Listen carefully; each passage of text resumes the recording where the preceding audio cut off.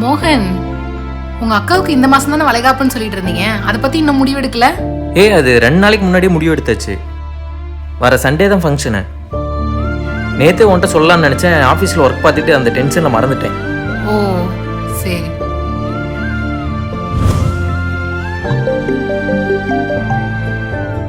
சொல்லுங்கப்பா. அதாம்மா, தம்பிக்கு பொண்ணு பார்த்துட்டு இருந்தோம்ல, ஒரு பொண்ணு வீடு செட் ஆயிடுச்சு. அதான் காலையில் போய் பேசிட்டு வந்துட்டோம்மா. ஏன்பா, நான் இங்க ஒருத்தர் இருக்கன்றதே எல்லாரும் மறந்துட்டீங்கல்ல? ஏன்பா, காலையில கூட நான் உங்களுக்கு ஃபோன் பண்ணேன், இதை பத்தி என்கிட்ட ஒரு வார்த்தை கூட சொல்லல. இப்ப நீங்களே முடிவு எடுத்துட்டு வந்து கடைசியில என்கிட்ட சொல்றீங்க. இல்லம்மா, உங்க வீட்டுல உங்க மாமனாரும் மாப்பிள்ளைகிட்ட சொல்லிட்டு அதுக்கப்புறம் உன்கிட்ட சொல்லலான்னு இருந்தேன். கம்முன்னு இருங்கப்பா. நீங்க என்னவோ இதுதான் என் வீடுன்னு சொல்றீங்க, அவங்க என்னவோ நான் அடுத்த வீட்டுல இருந்து வந்த பொண்ணுன்ற மாதிரி என்கிட்ட எதுவுமே கலந்துக்க மாட்டாங்க. சொல்ல போனா பேருக்கு தான்ப்பா எனக்கு 2 வீடு, ஆனா எதுவுமே என்னோட வீடு கிடையாது. ஐயோ, என்னம்மா இப்படி பேசிட்ட?